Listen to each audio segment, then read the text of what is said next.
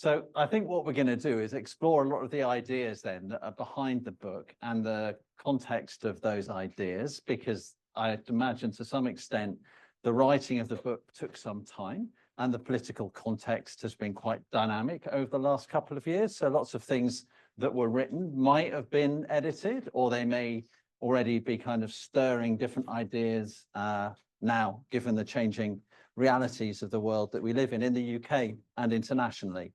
So I think there's an awful lot in the book to explore at the level of symbol as well as the level of content. So just to take you through, first of all, what we'll do, I'll just talk for another couple of minutes to give you a very brief introduction, give you a few quotations that I thought are a nice way into the book. And then I'll invite Philip to speak for about 20 minutes or so and read an excerpt from the book to give you a deeper flavour. And then we'll open it up. So we're going to open it up using a panel who I'll introduce in a little while and invite them to ask a couple of questions and then go to you for any questions, commentary, response, Philip, and we'll just continue doing that. And we have about an hour and a half for the whole event. So I think with that as background, let me first of all congratulate you, Philip, on a book. It's beautifully written. I mean, really written with a lot of erudition, almost poetry in some parts, I found anyway. But a lot of, it sort of balances the poetry with the technical language. And maybe that's something we can explore, the way in which language is used to convey a kind of direct meaning, and then maybe there's a sort of a broader meaning that encompasses the book and what you want to do with the writing project. But it's certainly written in a really, really beautiful way. And it covers the sort of breadth of political theory and history, the origins of the nation, the state, contemporary politics, takes us through international development, Bretton Woods institutions up to the present day. So that's quite a sweep of history, but with this central idea of the national interest. And we can discuss what indeed a nation is, let alone national interest, I'm sure, in the next hour or so. So I managed to steal these 5 quotes from the book. They just kind of stood out to me as sort of introducing some ideas that are worth exploring. So I'll just read them and you can find them interesting or not, as you will. But the first quote then really talks to some of the split in incentives of political power. And so the quote is, while ruling elites have plenty of experience of managing the public, they have much less in managing the nation, which reflects on perhaps a hollowing out of the political class that we might be experiencing, and maybe says something about what the national is in national interest.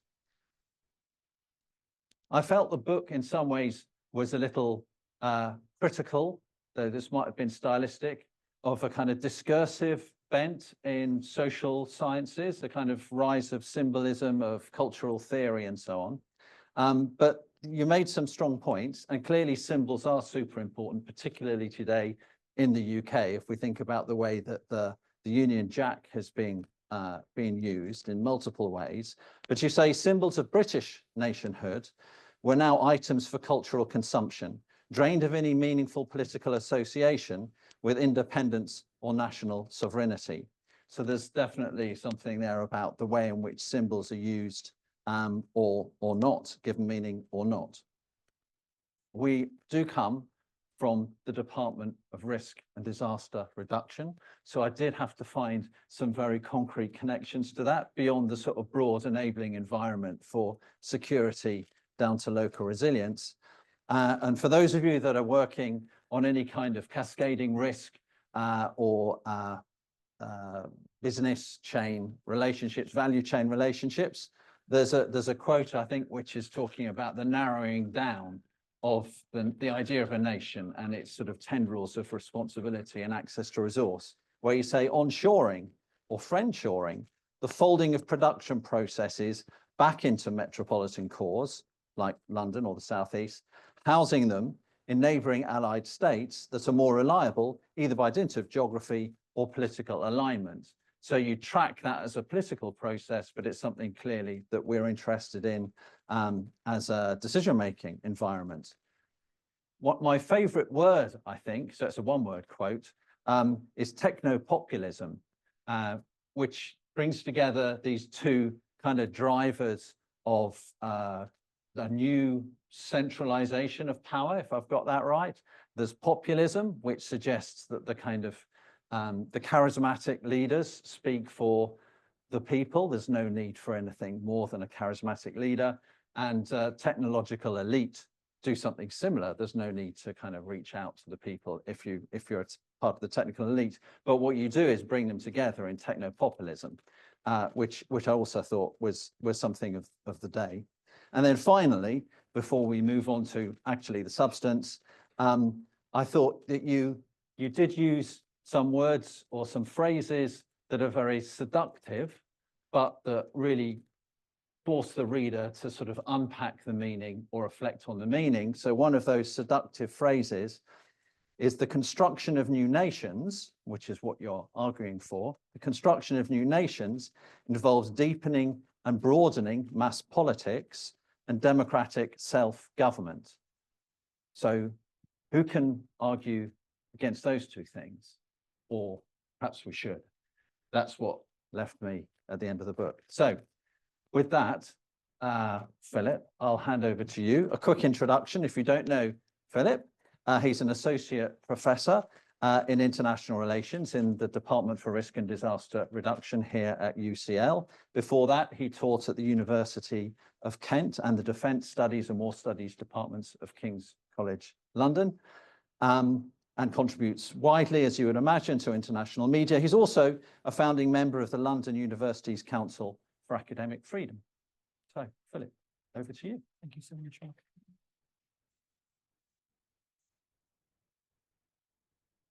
So, thank you, Mark, for such a kind and warm introduction. It's greatly appreciated. The idea for the book came in around 2022 when I was still working at the University of Kent, but most of the book was written during my time here in the department, Risk and Disaster Reduction department here at UCL. And something that I greatly appreciate about it is that it's acted as such a warm and hospitable place for a range of different ideas. It's been very intellectually stimulating and productive for me, or at least helping in writing of this book. So I'm grateful and happy to be in this department, and also to thank the department for helping to put up this event, as well as particularly the team, Claire and Alex and Sam and Nidhi, who've been so helpful with the logistics of the event and also publicizing it, because it's wonderful to see so many of you here, including familiar faces from undergraduate as well as postgraduates. So nice to see you all. So the national interest, I suppose you could say, it appears as a necessity at the moment. If we think about the way in which Trump's America First policies have effectively cascaded questions of national interest onto all of the countries, when America has said that it's adopting a policy of America First, it forces all countries that are either allied with America or opposed to America in some way to also reconsider their own position in the international order and also to consider their relationships with the US itself. And indeed, this is what President Trump enjoined other countries to do at the end of his speech that he delivered at the UN General Assembly just recently, at the opening of the General Assembly. At the end of it, he encouraged all other countries to also pursue their own countries first, and that this would be the basis of a new, more transactional international order that would be based on cutting deals rather than airy idealism on the basis of criticizing the politics of the last 30 to 40 years. So in a situation where America or the United States is no longer laying down the law, but simply imposing or pursuing its own interest, by definition, everyone else is either left high and dry, or they have to look to their own interests in order to reassess where they stand in the international order, where they stand in the world.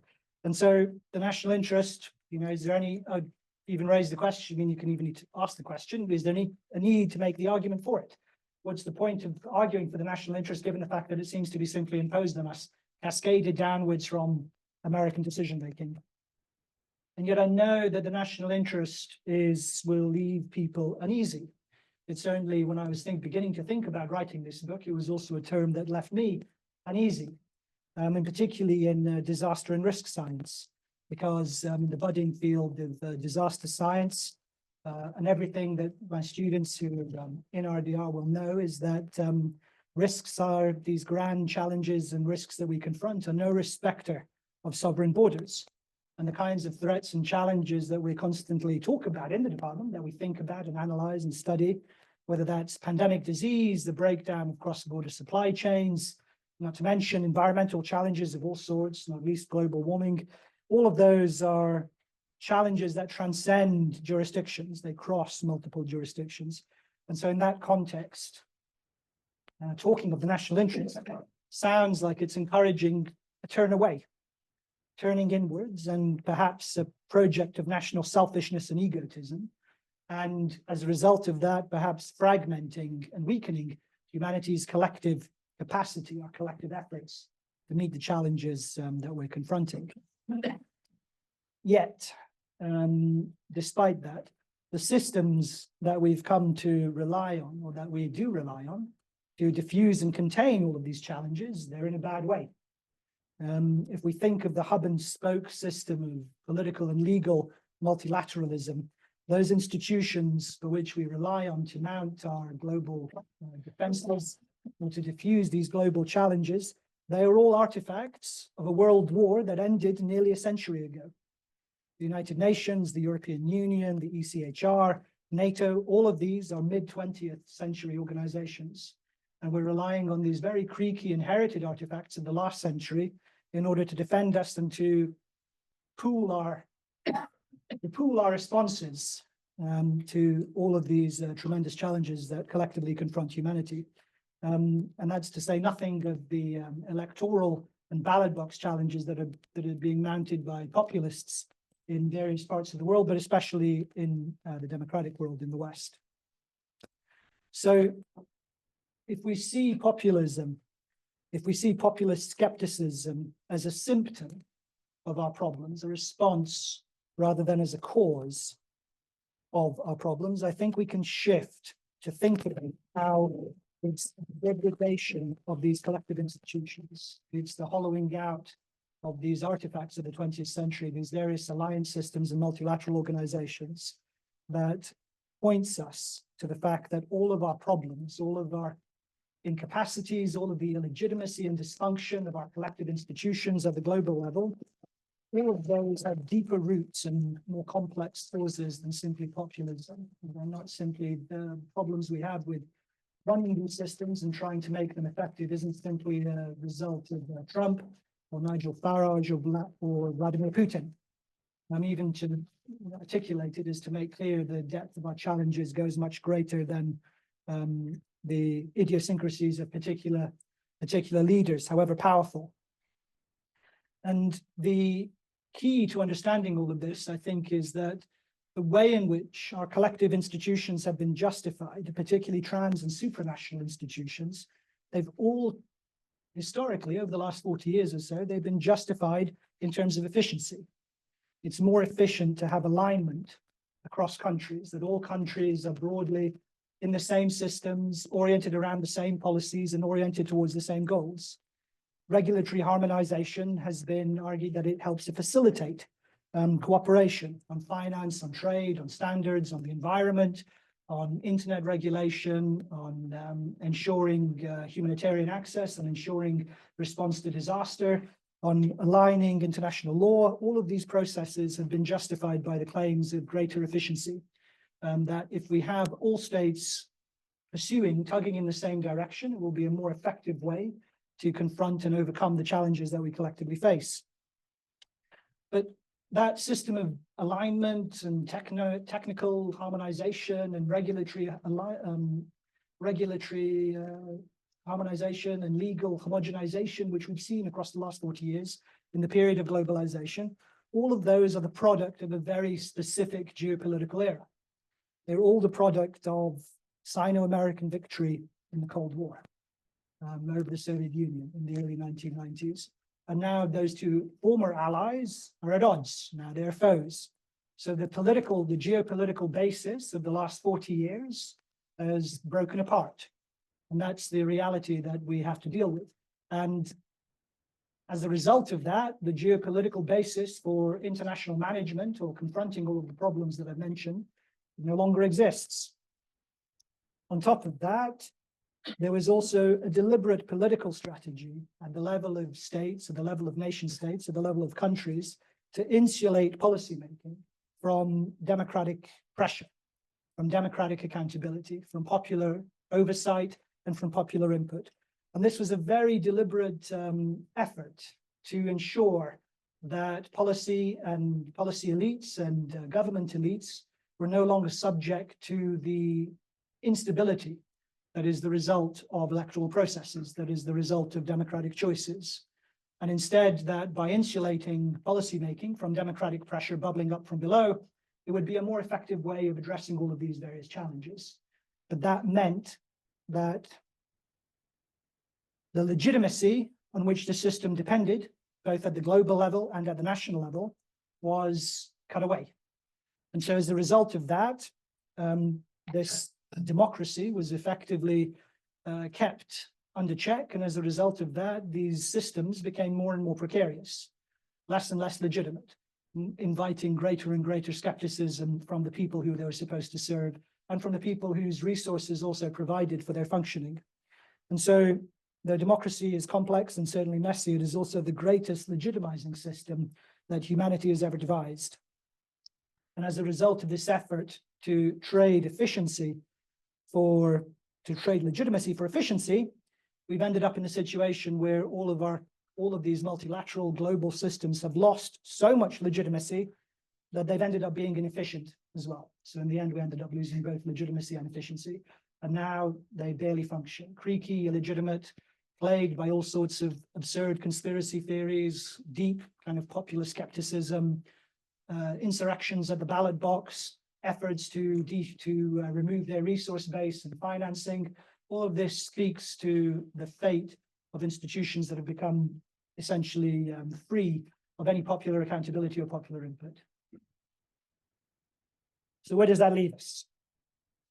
So if we're to make experts and expertise great again, which I think all academics certainly have a vested interest in, if we want negotiators over all sorts of specialist and technical and important challenges that confront us collectively, if we want them to go into rooms in order to thrash out issues collectively at the global level, at the international level, we want them to have a strong mandate. We want them to be confident that they have popular backing, that they have governments and voters and peoples and nations behind them, in order that decisions that they make can be enduring.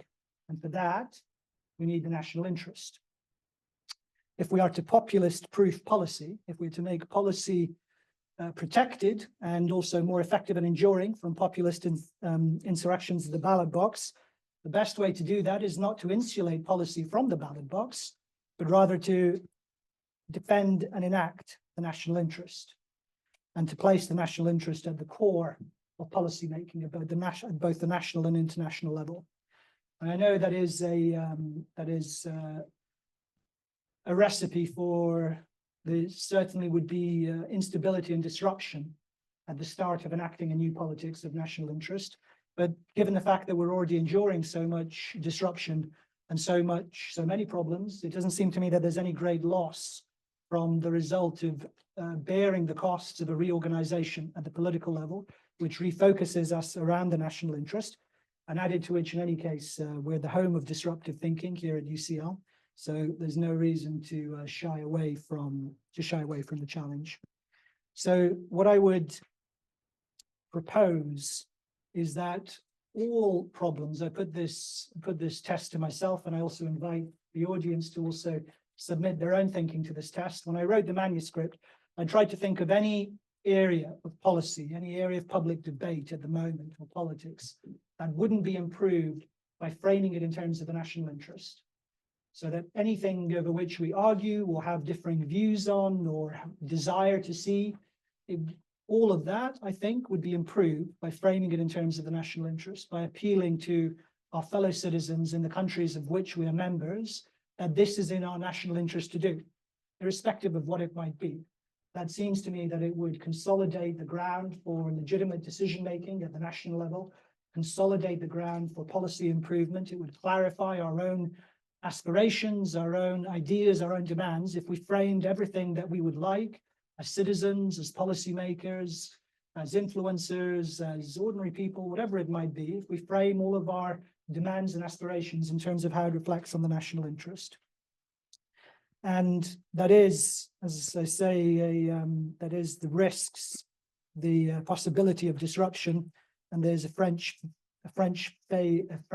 phrase, reculer pour mieux sauter, with apologies to any French people in the room, but it means pulling back in order to leap further ahead. And that's essentially the task that I think is before us at the moment, using the national interest to draw inwards in order that we can all collectively leap further ahead in the future. And so the activist slogan that has been so dominant, so prominent over the last 40 years of thinking globally and acting locally, very tellingly, it's the middle part of that equation that's left out. It's the intermediary level, the national level, that has been taken out. That idea of how politics, how political activism should link to thinking about the global arena. And I think that's very telling because it's precisely at that level, in fact, at the national level, that ordinary people have the most scope for exercising their political agency and for effecting political change, either through the ballot box or through civic institutions or through political life. So the fact that that intermediary level was the one that was gouged out and left then two ends of a chain with no real connection between the two has in fact been disastrous for us. And so what I propose is instead that we think globally and act nationally, and that should be in fact that should be the orienting frame for any kind of civic activism and political purpose. And given the world order that we confront, not only with the challenges, environmental challenges and various risks and disasters that might loom before us in the future, but also the geopolitical risks, I think a unifying national perspective will also help us by making global problems that perhaps loom very large from a local perspective. They will actually seem smaller as we draw ourselves up taller.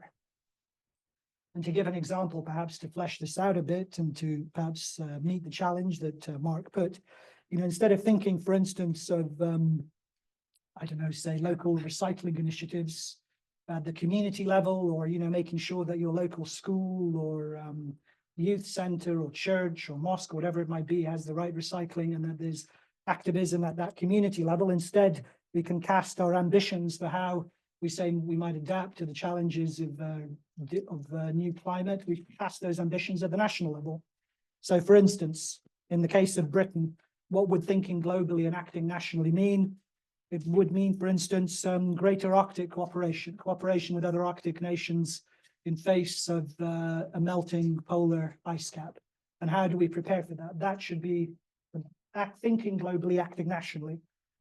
Organizing a large civil defense force that incorporates the country's youth in order to open up a whole new, unlock and tap a deep reservoir of popular support and engagement for the environmental challenges and climate change challenges that we confront in future, whether that's coastal erosion, looking after the environment in the islands as a whole, or supporting infrastructure and supporting the processes of climate adaptation. Say reindustrializing Liverpool and Glasgow.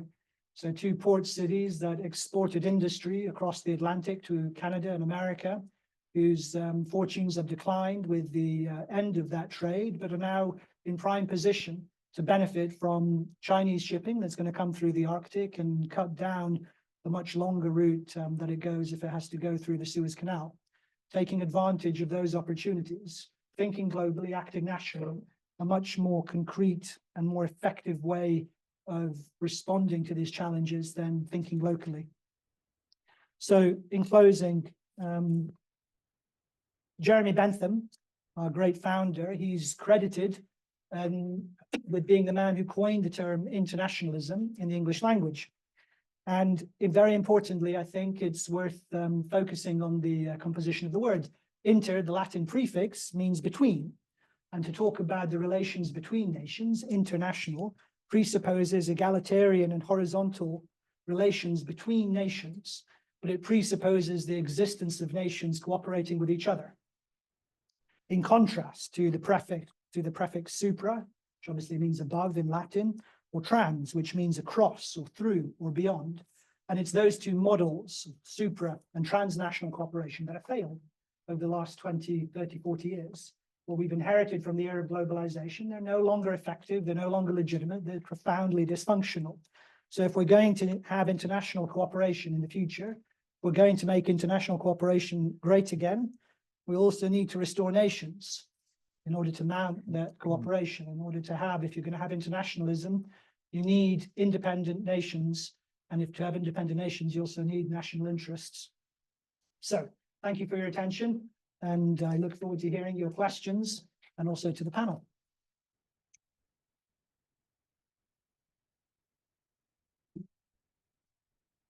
Thank you, Philip.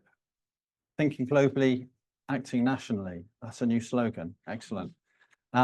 So I'll just invite the panel, introduce them briefly to ask a couple of questions and then go to Philip for a response, and then we'll open it up. And as we established, we're a very mixed interdisciplinary group, so no question is too specific or too simple for Philip to answer. Please go for it. We're going to start with Peter. Peter Sammonds, who's Professor of Geophysics and Climate Risks. So over to you, Peter.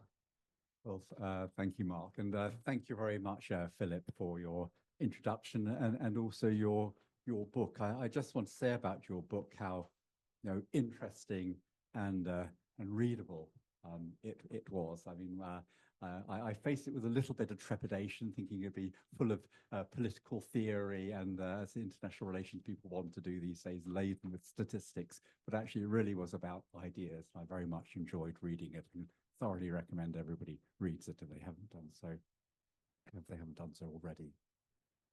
But I wanted to kick off, because I'm sure it will come out anyway, and I'm sure then we can hear this sort of question out the way, then we can move on to your more core ideas about the European Union, about this, this great neoliberal edifice, maybe the greatest neoliberal institution that was built in the period, and what it means, for today, with, as you say, the increasing contestation of the national interest. But I just want to pick up really what you talked about later on in the book, and how the confusion of politics that Brexit seemed to create. Also, I look at the audience now. Maybe Brexit is like as old history as the fall of the Berlin Wall. But you mentioned how you had this extraordinary situation. You had this, in the UK, because of a two-party system, we had this.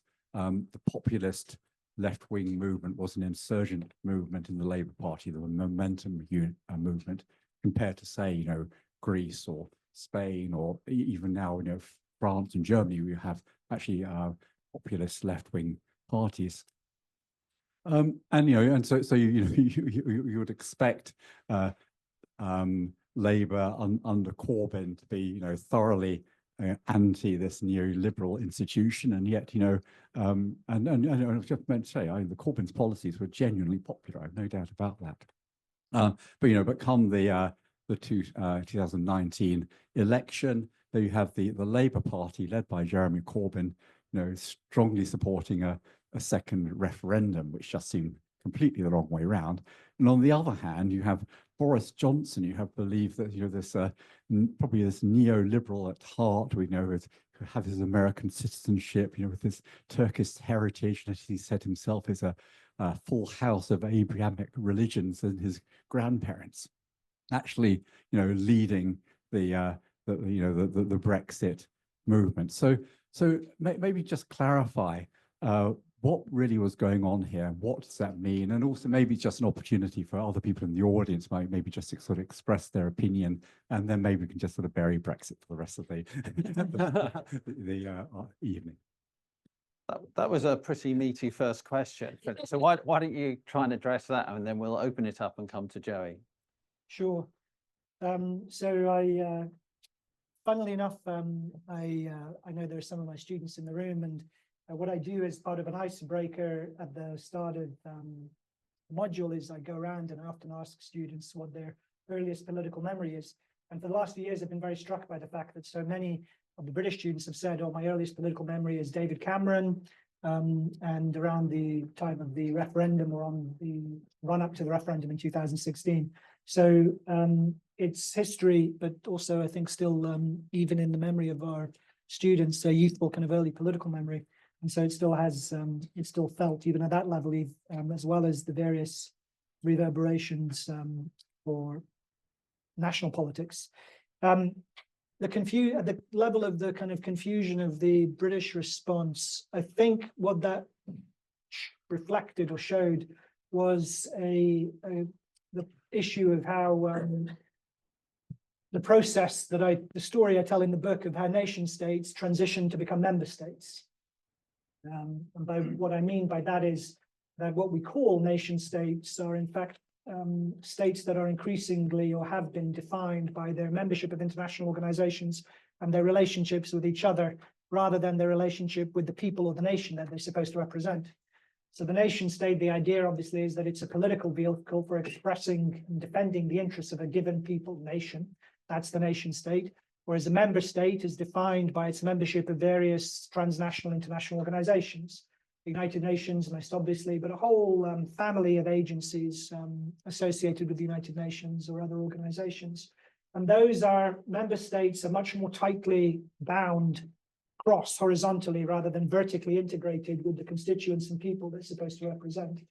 And thus member states are bound up in all sorts of ways that make them less responsive to public pressure, integrated into all sorts of structures that limit their discretion, their political choices, their room for maneuver, how they understand their relationship with their own people. All of that is contained and limited by their membership of these clusters of international organizations.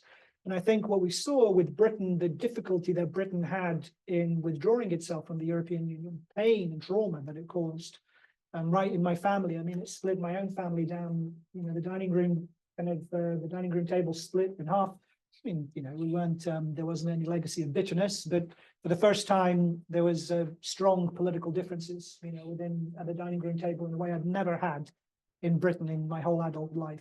And that, I think, reflects the difficulty of a member state trying to extricate itself from this mesh of organizations that discipline and contain popular will, and that discipline and contain the demands of an electorate for a different kind of choice, and also expressed itself in all of these kind of idiosyncrasies and bizarre consequences, like having a clown prince like Johnson on the other hand, and then a would-be populist tribune on the other, kind of arguing to go back into the European Union. So that would be my interpretation of what happened in that moment, was the effort to stop being a member state. And that is not an easy thing, because you're trying to get a political apparatus to reorient its whole way of functioning away from facing outwards to facing inwards again. And that's a large demand, and it takes a long time to effect that change. Thanks. And on that topic, anybody have any comment or question? Just wants to give you the opportunity. Yeah, specifically on this issue. Thank you. Yeah. People sit around their dining room tables and talk about it. Now everyone's doing it in front of their own screens, and therein lies a lot of the problem. Yeah, it's good that you can debate with family and friends. Yeah, no, I entirely agree. And in fact, I'd say it's probably in the national interest to have more discussions across the dining room table rather than online. Thank you. So, Joey, let me just introduce you briefly. Joe Faure is the head of the department and also a professor of a grand title of earthquake geology and disaster risk reduction. Also a bit of a left field expert on this debate. So let's see, over to you, Joey. Well, I really appreciate, Philip, how you talked about being uncomfortable with the term national interest. And I think that is something that reflects where we are with politics and as you say, the sort of polarity of it. And the moment you say things like that, does that mean self-interest? Whereas actually you were saying it almost the opposite, that it was talking, no, you are thinking globally. So I thought that was, it's something that really makes me I was uncomfortable as well, you know, and it makes me sort of really step into the very core of what do we think and why and how. So I think that was a really beautiful way that you looked at that. I'm going to sort of take it back a little bit to disasters, because as you said, that's our department as well. And you mentioned, you know, as we know, disasters do not respect sovereign borders. Of course they don't. So how would thinking globally, but acting nationally, change how we consider disaster risk reduction, and particularly some of the humanitarian response and aid, and the organizations you mentioned, the UN, the World Health Organization, and for these organizations that you say aren't functioning, what does that actually mean when you say think globally and act nationally in that context? Yeah, it's a great question, and just to suppose one thing that struck me was attending our last conference. So every year, for those of you who don't know the department, every year we have an annual conference. There's a particular theme, and attending our last conference, we had a talk from a leading main female speaker, Christina, and she put on this graph. This was obviously in the aftermath of Trump having, this was at the start of the summit, it was in the aftermath of Trump having pulled the plug on UCL RDR, and she showed a graph which indicated just what proportion the global humanitarian system, how much resources depended on the US. And so the fact of the end of US support for global humanitarianism has just been, obviously has had tremendous knock-on effects. And what struck me seeing the graph was, and also Christina by her own admission in the talk, you know, this was known for a very long time how precarious the global humanitarian system was, and its dependence on a single country, a democratic country, where it's possible that, you know, a different government, a different administration, a different House of Representatives might have had tremendous consequences. And so the lack of diversification and just kind of risk management in the way in which the system was handled at the global level really struck me, because, you know, I hadn't seen that graph before. I'd never seen quite just how dependent the whole system was on US funding. And so it seems to me that if we're in a world where the US is very self-consciously stepped back and abdicated that role, that we're potentially in a position whereby we can re-legitimate these international systems and re-legitimate international cooperation. So in the humanitarian sector, which is of the risk and disaster relief sectors, which are of the one that I'm most familiar with, it seems to me that the way to do that is if it's re-legitimated at the national level, and if we have, then we should be able to rebuild a system that isn't so precarious, so dependent on a single center of imperial power, which was the case, that humanitarianism became bound up essentially with the imperial kind of politics of the US at the global level. So my hope is that in a world which is by its nature where power is more evenly distributed and multipolar by default, that if we make the case for the national interest and why it's in the national interest to cooperate, then we should lay the grounds for being able to involve ourselves and support these efforts in a new way. And it's not to say necessarily that policies would be tremendously different, I think, but only that they will be hopefully more enduring and more legitimate, because people won't be, ordinary citizens won't be suspicious that their governments are using global cooperation as a way to curb the demands of citizens, or to distance themselves from the demands of their own constituents, but rather if it's framed in terms of the national interest, that constituents will have a greater buy-in and a greater stake in how their own countries cooperate. So it's not so much, I think, that I would propose, you know, different. I mean, I have my own views about what policies are better than others, but it's more that I think it will lay a more solid basis after all the upheaval that we've been through over the last 10 years. It will hopefully lay this more solid basis for more effective management of risks and disasters, and not least a humanitarian crisis. Thank you. Any follow-up on that question? Let me move. Hold your thinking, and we'll go to Peter, and then I'll come back to you. But Peter. You had a second question. Okay, yeah. So I guess it's more like a personal interest question, but I do want to link it back to what you were just talking about, about what happens next. You know, I noticed in your references you didn't include the Lenin imperialism, the newest stage of capitalism, which I wonder why you didn't do that. But I mean, just to go, you know, look at that a bit deeper. I mean, you know, we had a free trade system of the 19th century, and that started to break down as Britain the first country to industrialize, also as the first country to lose its profitability, lose its production. And so it created in the later stages of the 19th century this empire where it had imperial preference to try and shore up its economy, where not only it had a captive market for its sale, but also it had the first quality resources to extract from the empire. But of course, the inevitable consequence of that was that all the other European powers, and then later on Japan and the United States, piled in to create their own empires. And it was the competition of those empires which, you know, led to the First World War, and then which was then concluded in the Second World War, and which saw the dissolution of the European empires. So I guess, I mean, if we're going to go back to this stage of, you know, dismantling the neoliberal edifice, what is to stop us just going around that loop again and going into imperial-like competition and catastrophic wars again as we have in the 20th century? Yeah, it's a great question. Do you want me to answer it straight away? Please. 10 seconds, go.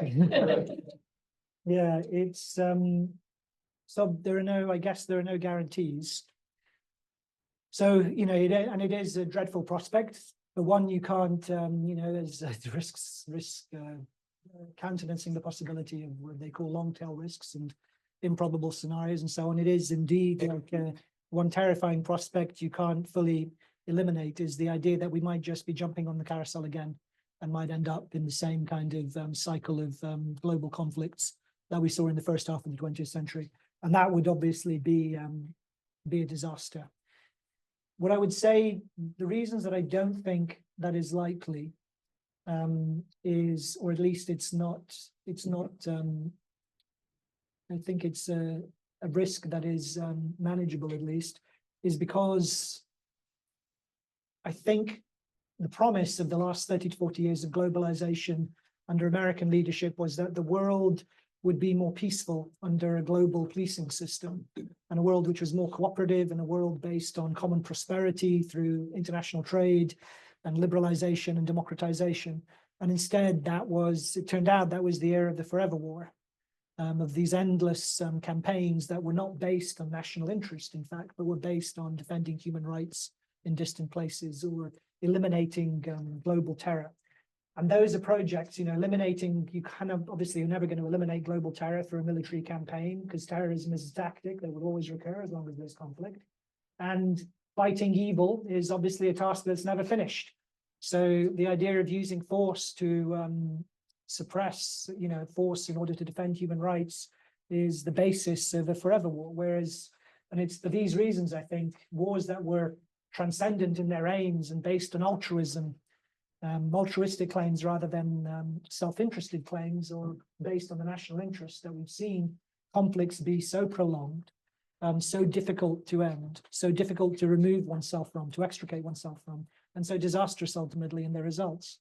So my hope is that and they've been predicated, I mean, the other thing to say, so the fact that these wars have been predicated on the suppression of national interest and the claim and making altruistic global claims, my hope is that if ordinary citizens, if the nation becomes more involved in shaping policy, it's able to ensure that its own interests will help to restrain the belligerence of governments, such as it's been, at least in the West, over the last 20 to 30 years. As we've had it's very striking, for instance, in Britain. Britain has been continuously at war from 1997 up until the NATO withdrawal from Afghanistan. One war followed into another, and that broke the pattern of previous decades up until that point, where Britain had been far less involved in conflicts with the exception of Northern Ireland. And so that pattern repeated across the Western world. France, Germany, Italy, the US, all of these NATO campaigns and various coalitions of the willing were heavily involved in military conflict. And I think that was because they were able to claim that they were fighting not on the behalf of their own citizens, but on behalf of these grand altruistic humanitarian claims that were distant from their own national interest. That was the condition on which they were fought, was their altruism. So my hope is that an assertion of national interest, far from leading to belligerence, should lead to restraint, because it's the people who bear the cost of conflict and who have to stump up the taxes at the end of the day. So that's the basis, I think, for hoping that a new national interest politics will also be a more peaceful politics. And it's worth remembering that there are some political science studies that suggest that it was veterans' families in the US who might have lent a decisive edge to Trump, particularly in his win in 2016. Because there was so many veterans' families, the rotation of American troops was so intense and so severe, because the Americans didn't want to enact a draft in order to fight the wars in Afghanistan and Iraq, but kept on recycling the same set of forces, running them down. That this led to a tremendous war weariness and skepticism among the military voter base in America.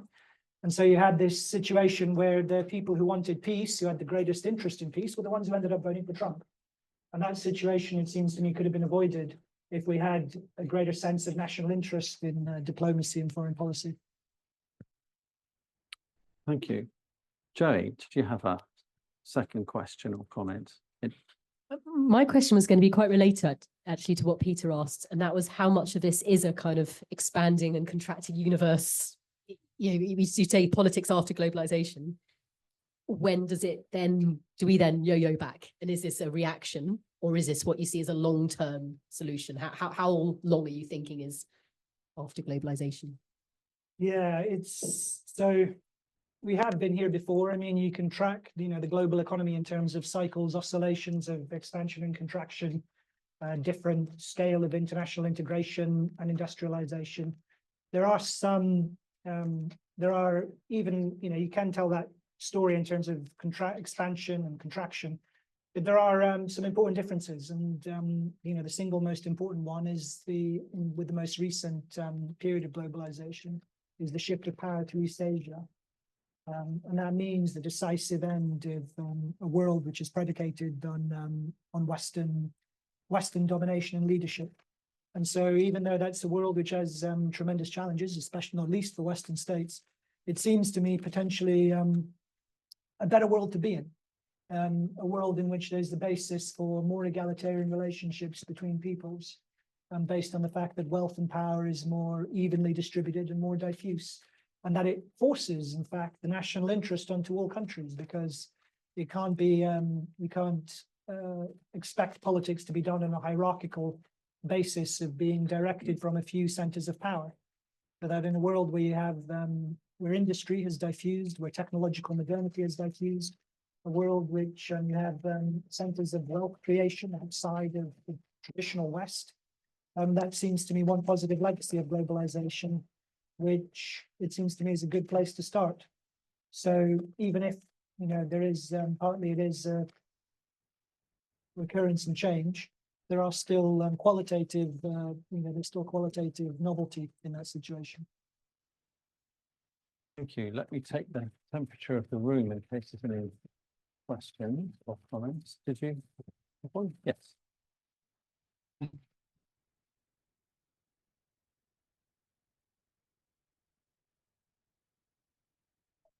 Thank you so much. I'm a big fan of your work, your articles. I confess I still haven't read the book, so I'm sorry about that. But I'm really engaged by this presentation. And I was just wondering about the point Peter raised about Lenin, because Lenin's imperialism was kind of famously influenced by Hobson's imperialism and Hilferding's finance capital. And it may seem like a kind of obscure piece of intellectual history, but it's kind of recently been taken up by some people with quite a bit of influence in the Biden and Trump administrations, which are Klein and Pettis and their argument in trade wars or class wars, that if you want to kind of reindustrialize and rebalance the terms of trade, you might have to change the kind of the flow of capital around the world.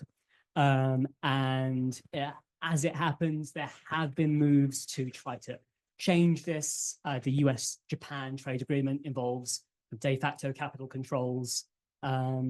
There is the attempt by the US to create a sovereign wealth fund to accumulate assets at scale in order to kind of mimic what China has successfully done, accumulating foreign assets, for example, American debt, and in a way that can finance its manufacturing base. So I guess what I'm wondering is, in order to secure the national interest in terms of industry, is it also kind of necessary to have for the state to can take the reins of financial policy as well? Yeah, I would a point of, I suppose, something which is really it's in fact only dawned on me very recently. So when I graduated from university, it was very much, and I don't know if people who are roughly my age, middle-aged people, if they feel the same, but I imagine they probably do. But we were told that the future was the information superhighway. It was all going to be the internet, and it was all going to be digital. And industry was something that was dirty, belonged to the past, and was backwards. And it's amazing, that was a total lie, complete and total lie. And it's only now visible, that in fact the technological progress and technological advances require factories and industry and infrastructure. And that is very visible in China. My train was delayed this morning because of frost or some nonsense or other. And so I was looking at some memes of levitating trains in China and these huge bridges going across massive canyons and all of this, and all the infrastructure porn, as it's called. And that was, just kind of, it really underscored to me as I was formulating my thoughts in advance of giving this talk, just how much that technological progress is dependent on having an industrial base, on having factories. And if you want AI, you need huge amounts of energy and power. If you want a modern country, you need infrastructure. You need modern infrastructure. If you want to have chips, if you want a reliable supply of computer chips, which don't land on the territory of a potential enemy, then you need serious technological capacity and industrial basis for that. And so that seems to me an absolutely integral part of whatever rebalancing we have to go through. It does require some re-energizing of an industrial base throughout the world, and that would require a more active place for the state in shaping those decisions. And there's plenty of criticisms you can make of what the US is doing under the Trump administration, how erratic and haphazard it is, and how crude it is in many ways. But there's no doubt, it seems to me, that we have to make the case that it is in the national interest for advanced economies. If you want to be an advanced economy, that it is in the national interest to maintain a technological base, to maintain an industrial base, to be able to get the benefits of productivity growth through investment in infrastructure, through investment in productivity enhancements, which involves capital, technology, machinery, not just, kind of more and more people sitting at desks in clerical white collar work.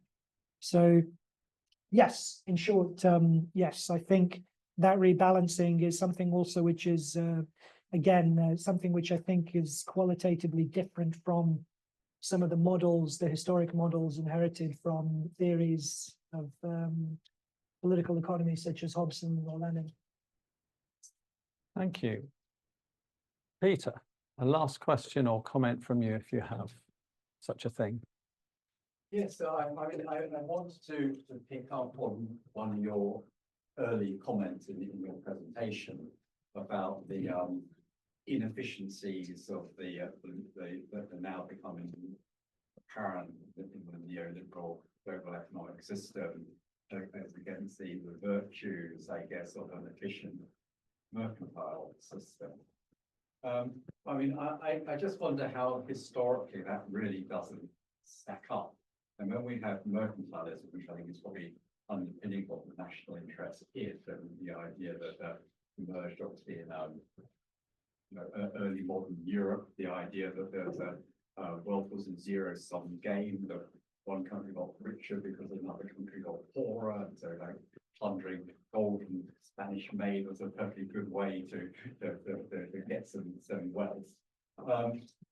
But actually the economies didn't grow at all. I mean, Spain, this huge wealthy empire, the people of Spain never actually benefited from that, but Spain itself never actually grew in that economic sense.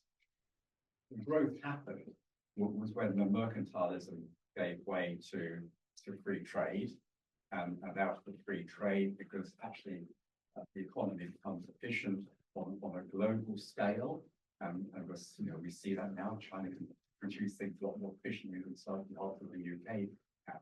That is where the efficiencies are. And actually to retreat into a mercantile system based on the national interest is actually just condemning the globe to another 100 years of zero growth, and the only way to advance yourself is by begging labor. Yeah. So it's the powerful challenge of how far, whether the national interest would unlock zero-sum competition. My wager, as you might expect, is no, and quite the opposite, in fact. So I think inevitably, in a world where you have more competition and you have global growth is slowing at the global level, then by definition, it becomes more competitive, because if the rate at which the pie is growing slows, then people will inevitably feel like more pressured to fight over a slice of pie rather than expecting the pie to grow. But I think that in itself is a result of the era in which we've outsourced the most dynamic and productive parts of the economy elsewhere. So it seems to me that the efficiencies of free trade are only predicated on a certain kind of geopolitical order, which by its nature is broken down now. So you can only really benefit from a division of labor at the international level in terms of economic specialization if you're in a geopolitically safe environment. And that was possible so long as China and America were effectively allies. So they allied together from the 1970s in order to overcome the Soviet Union. And that alliance lasted up until maybe 2008, 2010, and now it's broken down. They have no common enemy anymore, and China has drawn equal, if not already, I think it's fair to say, surpassed the US in terms of its overall level of wealth and industrial capacity and technological capacity. So in those circumstances, the basis is not there. But when I say national interest, I'm not making the case for autarky. I'm not making the case for economic self-sufficiency. I'm making the case for political self-sufficiency. I'm only making the case that the national interest is the basis for ruling oneself as a nation, as a country, without reference to external sources of authority or legitimacy. But all the sources of authority and legitimacy must be internally focused. And that is a much more effective way, much more effective ground for enduring, robust, democratically legitimate policy. However, that it will also be in the national interest, it seems to me, to find new ways of effective economic cooperation, precisely to try and unlock, to avoid zero-sum competition and to unlock growth that is self-sustaining and isn't just redistributing a given set of resources, but actually expanding what's available. And that necessarily seems to me to be like that involve a degree of industrial balancing. I mean, we're never going to return to 19th century industrialization in Britain, nor would you want to, given the levels of productivity and efficiency in modern manufacturing. But it seems to me inevitable that if we are to be in a position to expand productivity, that it does require breaking out of a free trade system and engaging in practices that would be seen to be efficient from the viewpoint of the economy of 20 years ago, but not from the viewpoint of the situation that we're in at the moment. And that, in fact, it will be potentially very useful and productive to engage in trade, the trade that we do in a more strategic way, in a more focused way. But that doesn't seem to me to amount to mercantilism. Thank you. Joey, if you have a final comment or question. So around the world, we have countries that currently have perhaps higher and lower engagement with the national interest. And some of these are more democratic and some are more autocratic. And some have prospered and some hasn't. Now, you just touched on, is that because of how they're thinking globally? Is that how effective they are at the economic cooperation? Or are we sort of, if we move to that model, are we sort of trailing behind?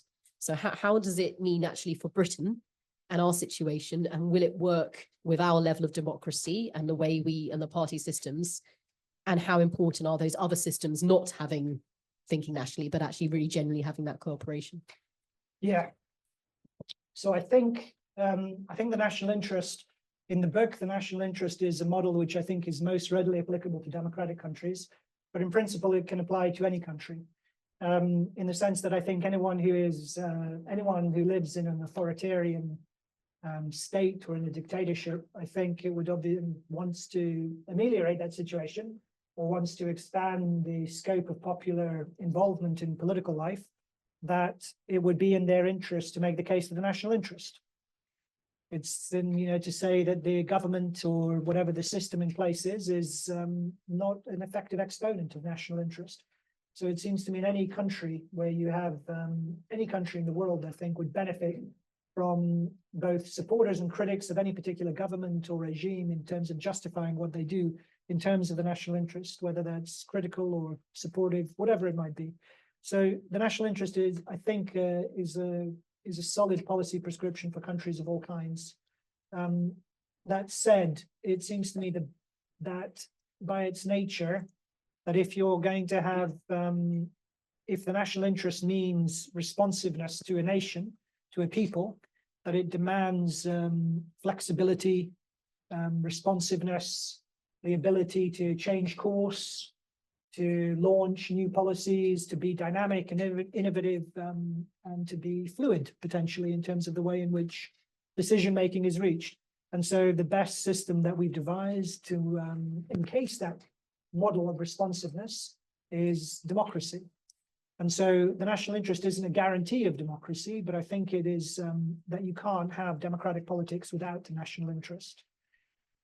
Because if you don't have a national interest, it seems to me that we have no, if somebody isn't out there defending your national interest, the country, the country of which you're a citizen, if there's no one defending your national interest somewhere in the world, then it means you don't have any political representation, effectively. And if you don't have any political representation, then it seems to me, you don't have any possibility of self-government, because you don't have anybody to stand for you and defend your interests, wherever they might be. And so the national interest is a necessity for meaningful political representation. So to that end, then it seems to me that it should entail also significant democratic reform. If we're to have a better politics of national interest, it means having political systems that are more responsive. And certainly that seems to me what's happening in Britain at the moment is a very creaky, illegitimate system that is tottering as a result of its inability. You have first past the pope, for those, hopefully this is not too technical for those of you who are not students of politics, but we have a first past the post system, which is generally predicated on competition between two political parties, but an electorate that's split 5 ways, and between at least 5 ways now, between Reform, between the Green Party, between Labour, between Tories, and then other parties as well. And so you have these system that is simply buckling under the strain of trying to, those two elements are tugging in 2 different directions. And a similar story you can see across the Western world in countries like France and Germany. You have political systems straining under the stress of having to shift from a world in which they participated as member states in globalization to a world in which they are now being forced to reconfigure how they respond to the outside world. So yeah, more, I think the recipe for an effective national interest is generally more democracy at the national level. Thanks. So I'll open up one final time to the floor. If there are any questions, please. And then over there. So we'll take these. Did you have a question? Yes. Great. So there are three. Thank you very much. It was a brilliant presentation. I haven't read the book yet, but I really would like to now. My question and comment is about the idea that it's a very good sign that Europe finally wakes up and realizes it cannot rely on US in terms of peace and security, and realizes that the war and insecurity is on Europe's backyard, as Timothy Snyder says, and with China growing technological, industrially, militarily as well.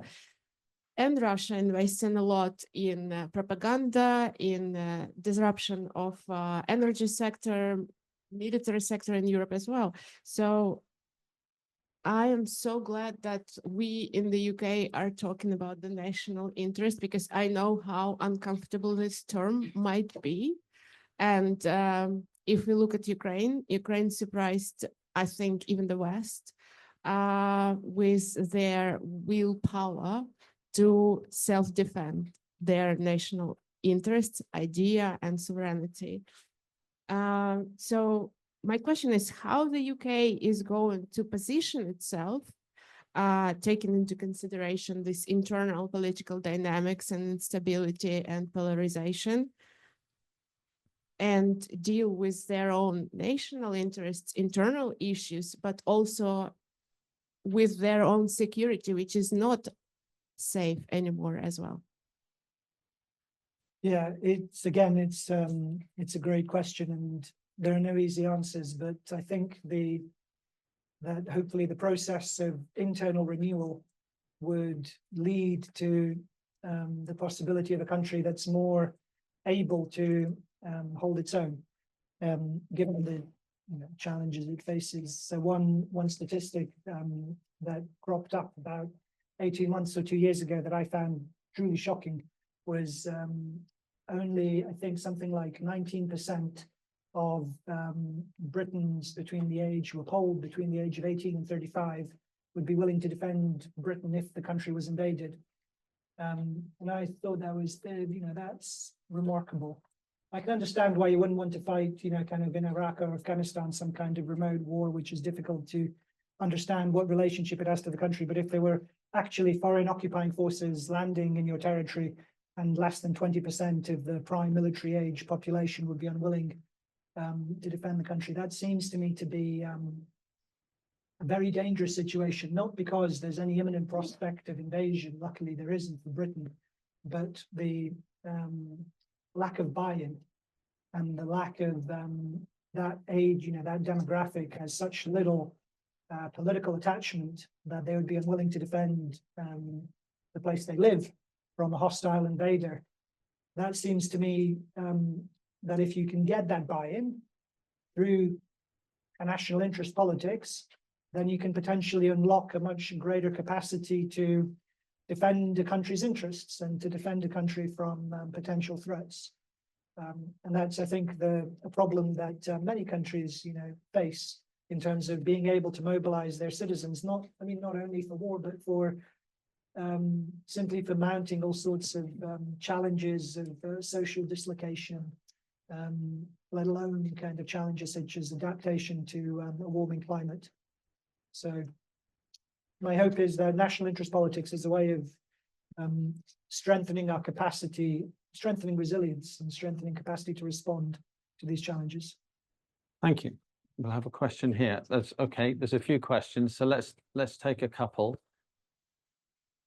Yeah. So we'll take two. Thanks. I'm Lee. I'm 60, and I'm a fanboy. Phil, I'm going to sign up. But I'm particularly interested in civil defence. I happen to be the membership secretary of civil defence of the Civil Defence Association in the UK. And so civil defence we created in the UK 100 years ago. One of our comparator nations, Portugal, has 40,000 volunteers trained, equipped, prepared, rehearsed for civil and other emergencies. In the UK, we have fewer than 400. So I want you to speak a little bit more about how much you are keen on civil defence. The only politician in modern times I know speaking on it 10 years ago, it became a party leader, and he spoke about humanitarianism begins at home. His idea was that we should cut overseas aid and spend the money on civil defence in the UK. Yes, Nigel Farage. Okay, so tell us more why we should all campaign for civil defence, please. So I want to go to the questions over there in a second. We've got one more here, Gianluca. Let's have that and then a quick response, and then we'll come over that side of the room. So mine is gonna be pretty fast one. It's connected also to that. In one of my parallel life, I was chatting with my mother's cousin that was the former Minister of Defense in Italy back in the 90s. So I heard a lot of war strategy, okay? But the difference when I was speaking with that guy, and I didn't agree with a lot of stuff with him politically, but every time I was saying something that was not making sense, he was calling me out. And he had a clear strategy, a clear vision, and was understanding probably national interest, but also European interest.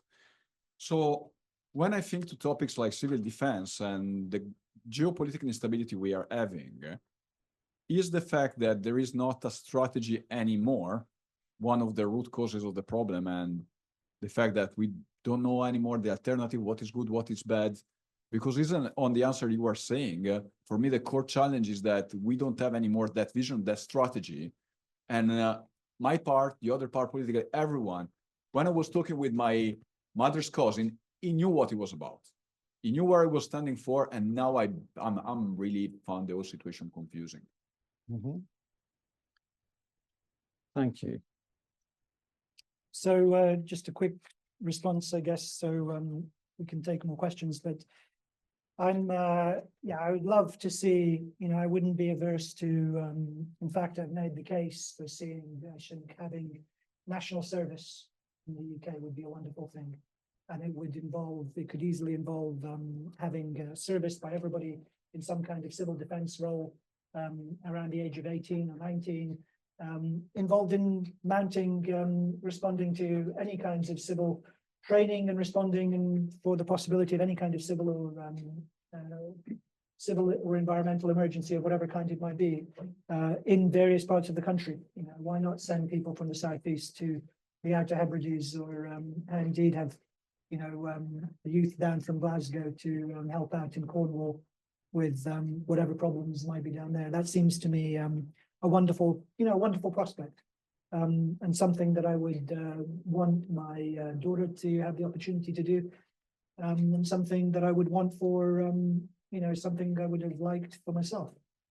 But my only, I suppose, the book isn't prescriptive because, so I'm not, that's my own view, but my only plea coming from the book is that whatever people would like to see is that it's framed in terms of national interest. So that it is, to make the case that it is in the national interest to have a civil defense initiative. Or if you disagree, that you frame it in the national interest that we shouldn't have a civil defense initiative. Whatever the argument is, it seems to me the most productive way to have the argument is to add the national interest into the mix. Instead of eliminating the national level and always kind of focusing on other levels that are disconnected from each other and that aren't channeled through that jurisdiction within which we have the most scope for enjoying some political agency, which is the nation state. So that's my response on that one. For Gianluca, yes, I think, again, I mean, I'm not offering anything specific in the book in terms of concrete demands as to the way I think people should be or do or say, only that my only plea is that everything be framed through the national interest. But I think the absence of national interest thinking is why it's so difficult to formulate, to think strategically and to think in terms of strategy.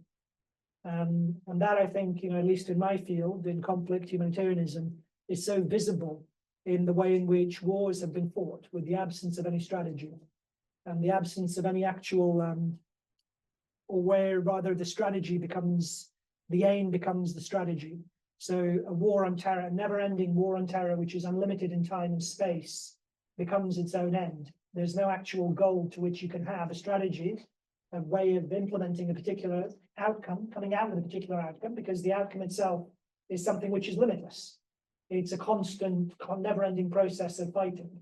And that seems to me, I think that model of conflating goals and strategy is probably, you can see it in very many domains of policy making and national and international life, where the inability to separate the two means that it's almost impossible to come up with strategic vision.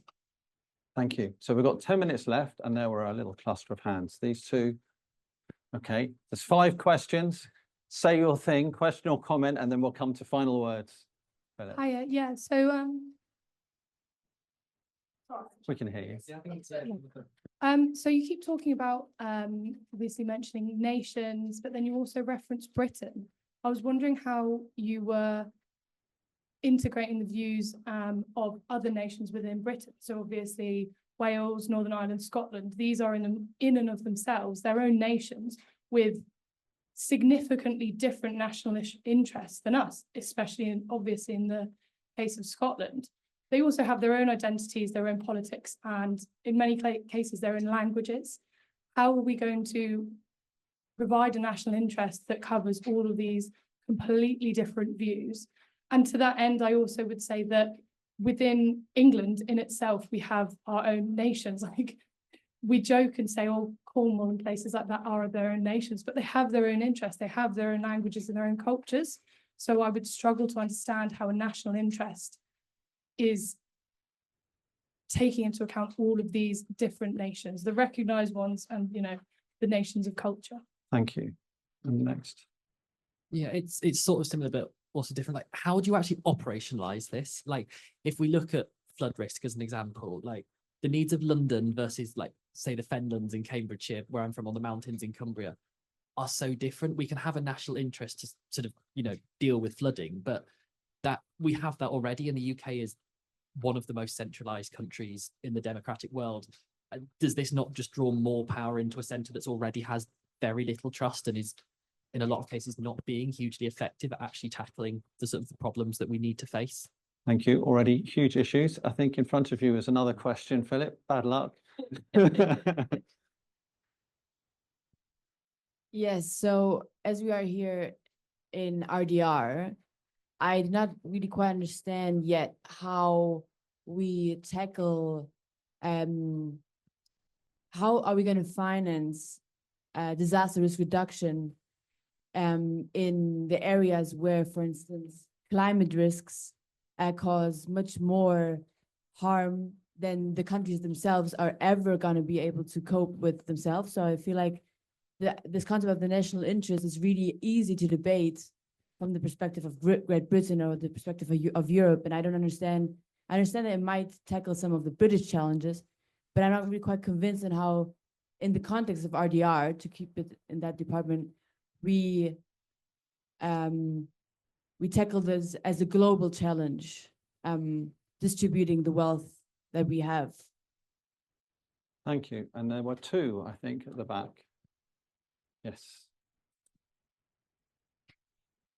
Hi, I know you said that your ultimate plea is just to consider framing conversation in terms of the national interest, but I'm still very interested by what you kept saying about the idea of thinking globally, acting nationally, and how that seems to be quite at odds with what the term the national interest means colloquially in politics nowadays. Even looking at the issue of migration, looking at the Labour Party's recent announcements on the asylum reforms that they're rolling out, how do you suggest that we move the conversation of national interest away from quite xenophobic, isolationist policies, and how do you prevent the conversation from being co-opted by those sentiments?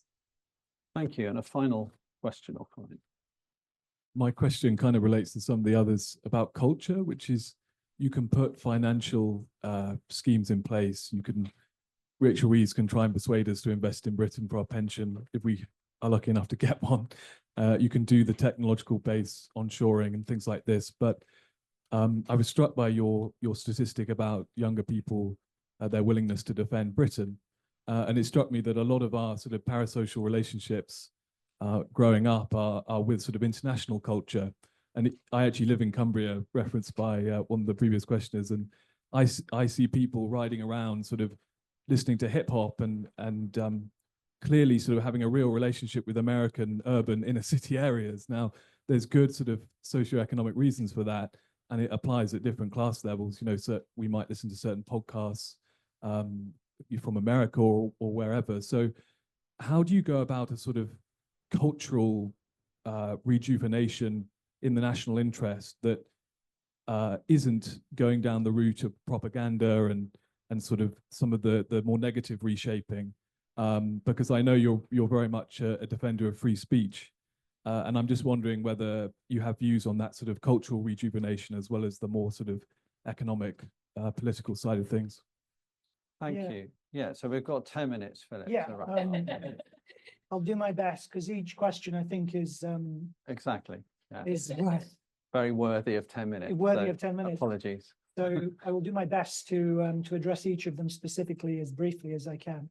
On the question about, so in going in reverse order, on the question about I have no, and I wouldn't wish to be prescriptive about how culture should adapt or evolve. And it seems to me by its very nature, it's something is necessarily, highly organic and decentralized and flexible and evolutionary in a way that is very difficult to shape, and every effort to kind of very consciously politically shape it is often, it can be often not only misguided, but oppressive.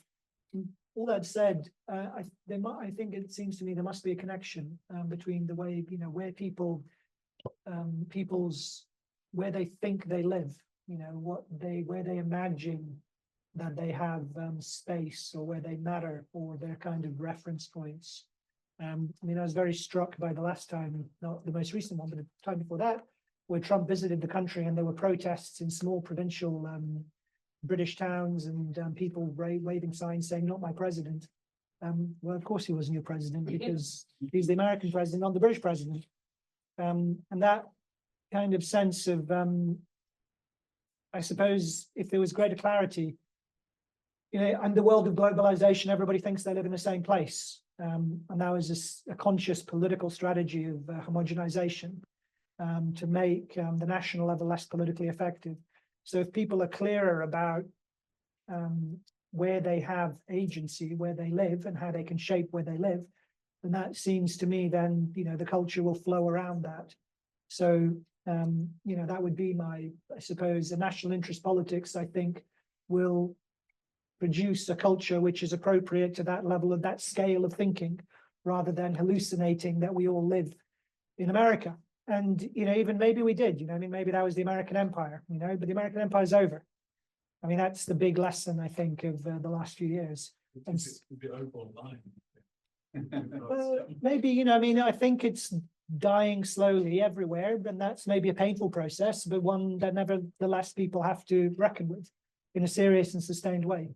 And so whatever that ends up looking like is, we'll see.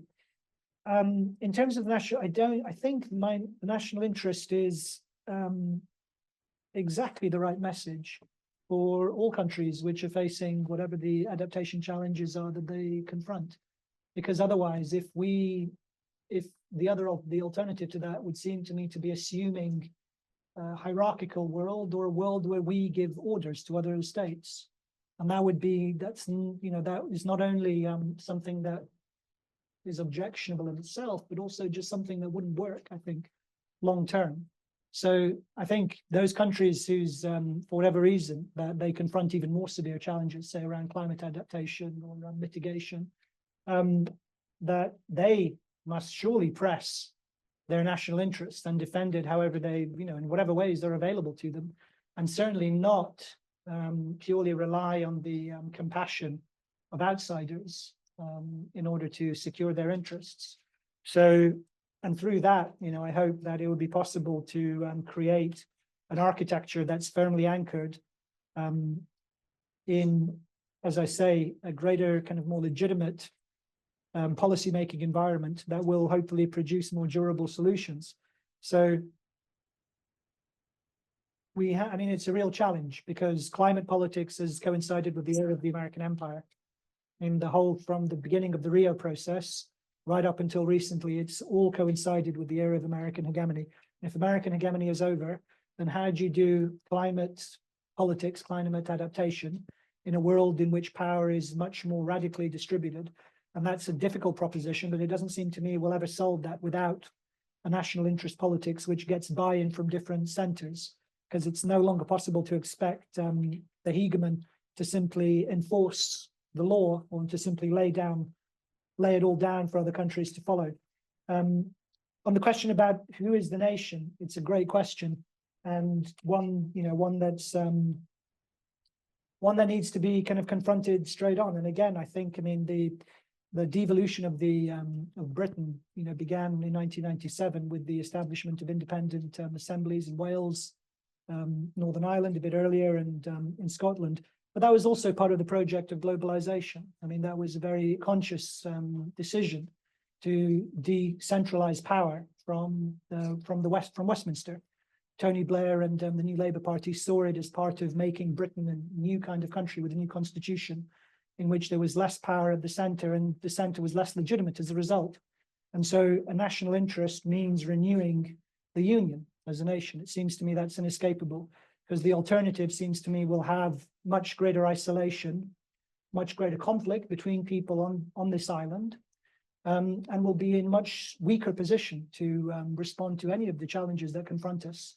The risks of being independent for Scotland and Wales seem to me much higher now than they were 10, 15 years ago.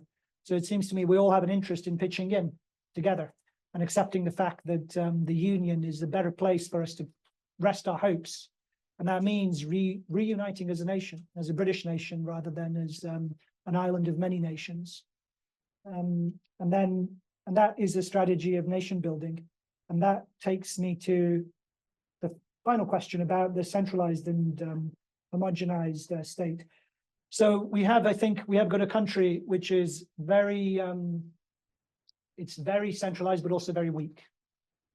So you have a tremendous amount of regulatory power centralized in Westminster, but not a great deal of legitimacy. And a lot of our problems stem from the fact that you have a centre that is so illegitimate.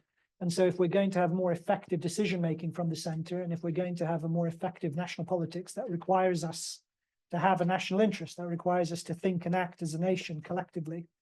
And that, I hope, will make it more effective.